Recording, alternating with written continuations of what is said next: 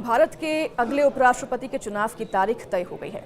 निर्वाचन आयोग ने उपराष्ट्रपति पद के लिए 9 सितंबर को होने वाले चुनाव की अधिसूचना जारी कर दी है और इसके साथ ही नामांकन प्रक्रिया की शुरुआत भी की जा चुकी है। अधिसूचना के अनुसार नामांकन दाखिल करने की अंतिम तिथि 21 अगस्त है और दस्तावेजों की जांच 22 अगस्त को की जाएगी। नामांकन वापस लेने की अंतिम तिथि 25 अगस्त है।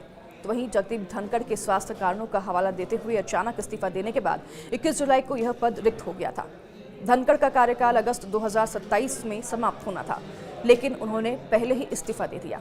संवैधानिक प्रावधानों के अनुसार मध्यावधि चुनाव की स्थिति में पद पर चुने जाने वाले व्यक्ति को पूरे 5 साल का कार्यकाल मिलता है।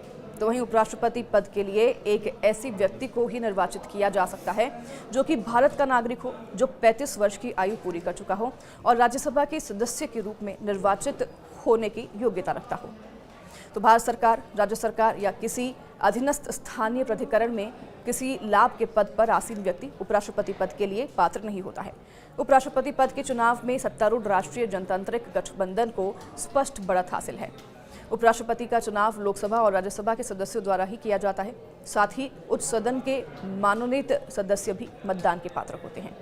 तो संसद में 543 सदस्य हैं। लोकसभा में पश्चिम बंगाल में बशीरहाट संसदीय क्षेत्र की एक सीट रिक्त है और जबकि 245 सदस्य राज्यसभा में हैं। तो वहीं 5 सीट रिक्त के साथ ये 245 सीटें अभी बनी हुई है।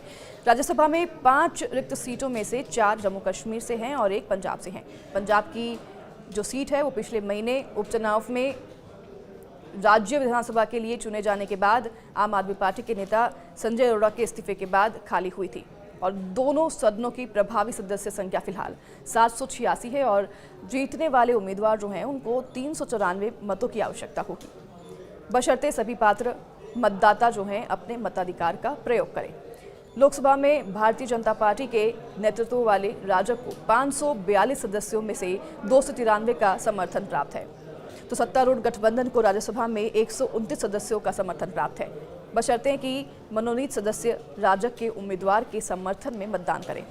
सत्तारूढ़ गठबंधन को कुल 422 सांसदों का समर्थन प्राप्त है। तो वहीं संविधान के अनुच्छेद 66(1) के अनुसार उपराष्ट्रपति का चुनाव अनुपातिक प्रतिनिधित्व प्रणाली के अनुसार एकल संक्रमणीय मत के माध्यम से होगा और गुप्त मतदान के जरिए ही किया जाएगा। इस प्रणाली में मतदाता को उम्मीदवारों के नामों के सामने अपनी प्राथमिकताएं अंकित करनी होती है। तो उपराष्ट्रपति देश का दूसरा सर्वोच्च संवैधानिक पद है। उपराष्ट्रपति का कार्यकाल 5 वर्ष का होता है, लेकिन कार्यकाल समाप्त होने के बावजूद वह तब तक पद पर बना रह सकता है जब तक कि उसका उत्तराधिकारी पद ग्रहण नहीं कर ले।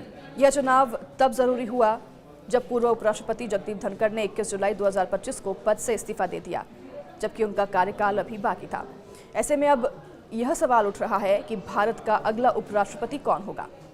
तो आइए जानते हैं वो संभावित चेहरे जिनके नाम इस दौड़ में सबसे ज्यादा चर्चा में हैं। राज्यसभा के उपसभापति हरिवंश सिंह का नाम उपराष्ट्रपति की रेस में सबसे आगे बताया जा रहा है। वो जनता दल यूनाइटेड के राज्यसभा सांसद हैं और 2020 से इस पद पर हैं। अभी वो अस्थायी रूप से राज्यसभा के सभापति की भूमिका निभा भी रहे हैं। वह सरकार के करीबी भी माने जाते हैं। हालांकि रिपोर्ट में ये भी दावा किया जा रहा है कि इस बार उपराष्ट्रपति जो है भाजपा से ही होगा और ये बात एनडीए के सहयोगियों को भी बता दी गई है। तो वहीं जम्मू कश्मीर के उपराज्यपाल मनोज सिन्हा का कार्यकाल 6 अगस्त को पूरा हो रहा है। वह पहले रेल राज्य मंत्री रह चुके हैं और उत्तर प्रदेश से आते हैं।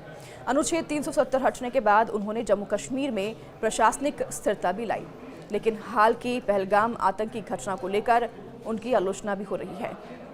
तो वहीं एक और नाम रेस में गूंज रहा है, वो है पूर्व मुख्यमंत्री कर्पूरी ठाकुर के बेटे और केंद्र में कृषि राज्य मंत्री रामनाथ ठाकुर का। इनका नाम भी प्रमुख रूप से सामने आया है। वह नाई यानी कि अति पिछड़ा वर्ग से आते हैं और बिहार चुनाव को देखते हुए उनका नाम राजनीतिक रूप से अहम और रणनीतिक भी माना जा रहा है। तो वहीं बिहार के मुख्यमंत्री नीतीश कुमार का नाम भी चर्चा में है। हालांकि उनकी संभावना काफ़ी कम मानी जा रही है। कुछ लोग मानते हैं कि उन्हें सम्मानजनक बधाई देकर उपराष्ट्रपति मनाया जा सकता है, लेकिन बिहार चुनाव से पहले उन्हें हटाना बीजेपी और नीतीश दोनों के लिए ही नुकसानदेह साबित हो सकता है। तो फिलहाल बिहार के राज्यपाल आरिफ मोहम्मद खान का भी नाम इस रेस में है। वह पहले कांग्रेस और जनता दल के सांसद रह चुके हैं। तो वहीं शाह बानो केस के मुद्दे पर उन्होंने 1986 में कांग्रेस छोड़ दी थी। कुछ रिपोर्ट्स में इन नेताओं का नाम सामने आया है।